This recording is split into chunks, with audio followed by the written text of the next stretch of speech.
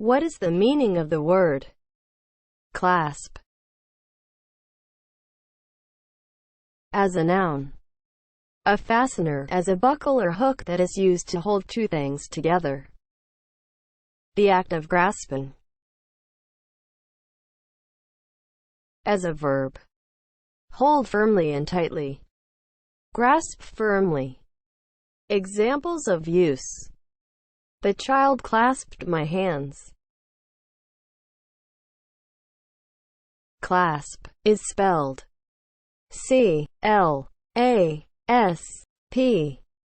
Clasp.